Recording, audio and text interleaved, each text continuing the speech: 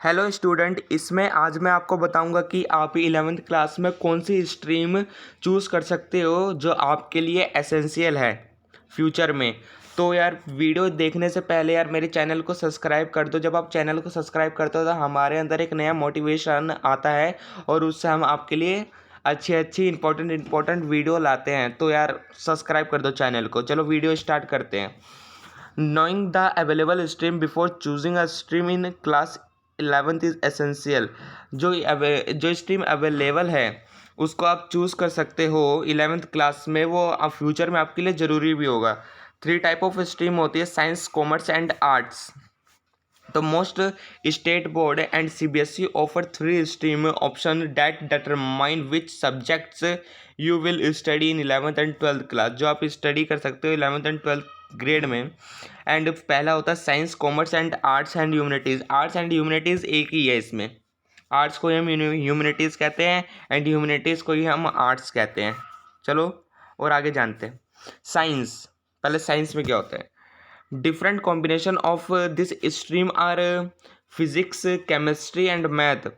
PCM को हम non math कहते हैं बेसिकली, और उसमें फिजिक्स, केमिस्ट्री, मैथ होती है।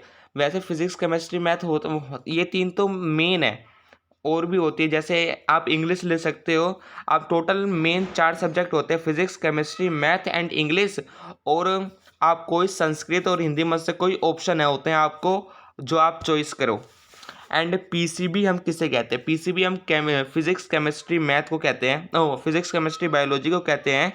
जो होता है मेडिकल, वो मेडिकल के बच्चे लेते हैं, जो आगे चल के मैं आपको बताऊंगा वो क्या क्या बनते हैं। Physics, chemistry, math and biology.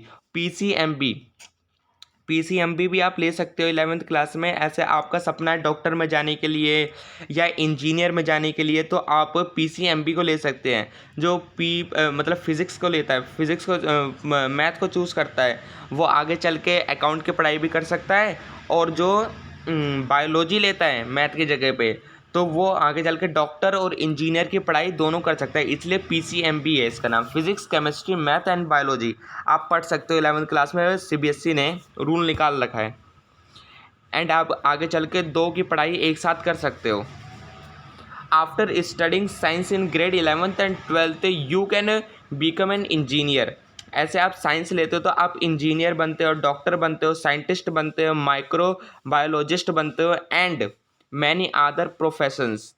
And और भी आप, ये मेन चीज़ है, आप इनमें से बन सकते हो। ऐसे आप साइंस लोगे तो आप इंजीनियर की लाइन में जाओगे, डॉक्टर बनोगे एंड साइंटिस्ट बन सकते हो और माइक्रो बायोलॉजिस्ट भी बन सकते हो।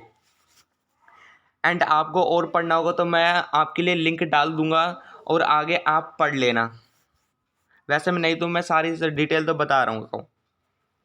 देखो साइंस में क्या होता है, फिजिक्स, केमिस्ट्री, मैथ मैंने जो आपको बताया नॉन मैथ होता है। एंड फिजिक्स, केमिस्ट्री, साइंस में क्या क्या आता है, टोटल सब्जेक्ट कितने होते हैं फिजिक्स साइंस में।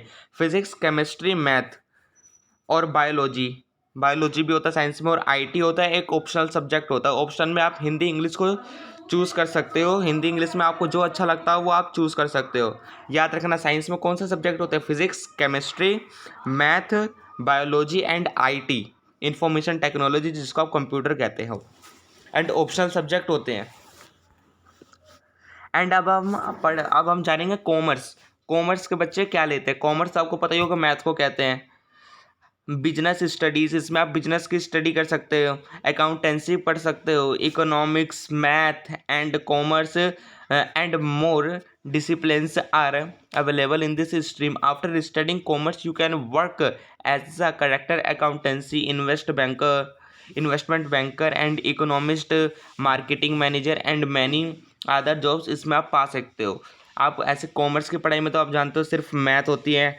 और आप किस लाइन में जा सकते हो, बिजनेस स्टडीज़ कर सकते हो, अकाउंटेंसी पढ़ सकते हो, इकोनॉमिक पढ़ सकते हो। इकोनॉमिक तो आपको पता होगा, वातावरण से रिलेटेड पढ़ सकते हो। वो आपके लिए इकोनॉमिक मतलब बिजनेस के लिए जानना ज़रूरी है, कैसा इन्वायरमेंट होगा, उस इन्वायरमेंट में आप बिजनेस स्टडी कर सकते हैं। And math and more disciplines are available in this stream. इस स्ट्रीम में आपको बहुत ज़्यादा डिसिप्लिन चाहिए। आफ्टर स्टडिंग कॉमर्स, ऐसे आप कॉमर्स को पढ़ लेते, you can work a character accountancy, आप अकाउंटेंसी बन सकते हो, बैंकिंग के लाइन में जा सकते हो, इन्वेस्टमेंट बैंकर से इन्वेस्ट करते हैं, इन्वेस्टमेंट होते हैं, इन्वेस्टमेंट बैंकर होते हैं, उस लाइन में जा सकते हो, इकोनॉमिस्ट होते हैं, एंड मार्केटिंग मैनेजर, आप मार्केटिंग जैसे आई टी सेक्टर में आप जा सकते हैं, एंड मैनी अदर जॉब्स इससे रिलेटेड है। एंड आर्ट्स एंड ह्यूमनिटीज़, तो आर्ट्स एंड ह्यूमनिटीज़, जो आर्ट्स लेते हैं, ह्यूमनिटीज़ को ही आर्ट्स कहते हैं, है ना। तो आप आर्ट्स एंड ह्यूमनिटीज़ में क्या ले सकते हैं, history, geography, psychology, political science, sociology and other courses are available in this stream. इसमें और भी कोर्सेज अवेलेबल है इस स्ट्रीम में।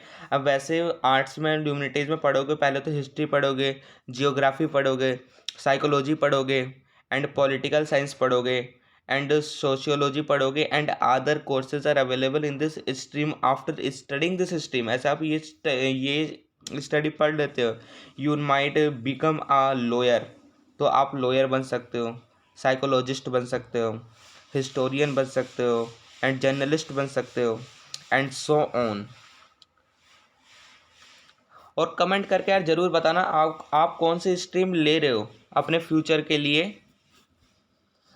सीबीएसई बोर्ड, अब इसमें सीबीएसई बोर्ड ने क्या कहा है, according to CBSE official system, class 11th and 12th is integrated program in which student can choose for maximum 9 topics। इसमें मैक्सिमम 9 टॉपिक्स होते हैं, सीबीएसई ने जो बोला है बोर्ड एग्जाम के लिए, एंड मिनिमम 5 टॉपिक्स, मैक्सिमम ज़्यादा से ज़्यादा 9 टॉपिक्स होते हैं, कम से कम 5 होते हैं, 5 से कम नहीं होते। Student can choose any combinations of one language, इसमें आप कोई भी वन लैंग्वेज को ले सकते हो, इट्स योर चॉइस जिसमें आप अच्छे हो। And 4 electives as long as they are offered at the institutions। आप मैं तो सीबीएसई बोर्ड से बताता हूँ, एंड आईजीसीएसई बोर्ड से तो आप इसको पढ़ लेना, एंड सीआईएसई बोर्ड से हो तो पढ़ लेना, स्टेट बोर्ड से हो तो पढ़ लेना। आपको सीबीएसई इस पूरी खबर आ गई समझ में, क्या आप इस ये वाले टॉपिक समझ गए ना, जो 11th and 12th क्लास में होता है, मैक्सिमम 9 टॉपिक्स होते हैं, कम से कम 5 टॉपिक होते हैं जो आप स्टडी करते हो, कोई भी लैंग्वेज में आप इसको पढ़ सकते हो, फ्रांस में भी पढ़ सकते हो, इंग्लिश में भी पढ़ सकते हो, हिंदी में भी पढ़ सकते हो, many more language are publish in CBSE board, तो आप इसको पढ़ सकते हो। और कमेंट करके ज़रूर बताना कि आप कौन सी स्ट्रीम 11th में ले रहे हो और कौन सी स्ट्रीम आपको अच्छी लगी इसमें से।